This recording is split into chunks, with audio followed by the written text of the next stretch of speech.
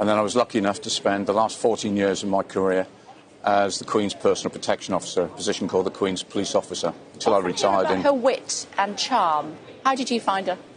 Oh, I would give you 101 examples of her wit and her charm. And would you like some?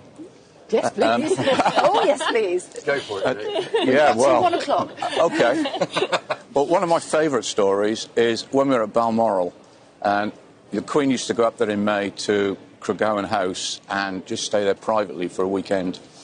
And she would go out at lunchtime for picnics, and very often it would just be the police officer and Her Majesty.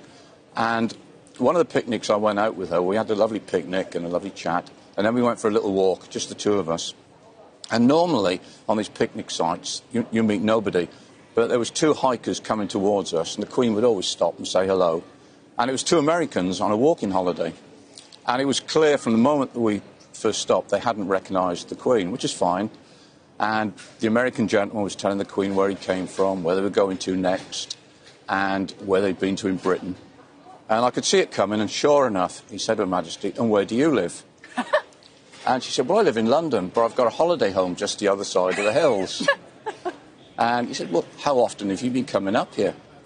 "Oh," she said, "I've been coming up here ever since I was a little girl, so over 80 years. And you could see the clogs thinking. He said, "Well, if you've been coming up here for 80 years, you must have met the Queen." And as quick as a flash says, "Well, I haven't. The dick here meets her regularly."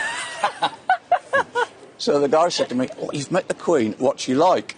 And because I was with her a long time and I knew I could pull a leg, I said, "Oh, she can be very cantankerous at times, but she's got a lovely sense of humour."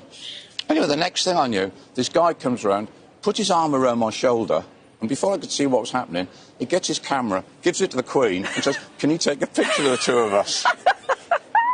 Anyway, we swapped places, and I took a picture of them with the Queen, and we never let on, and we waved goodbye. And then Her Majesty said to me, "I'd love to be a fly on the wall when he shows those photographs to the friends in America, and hopefully someone tells him who I am." Oh, that's brilliant.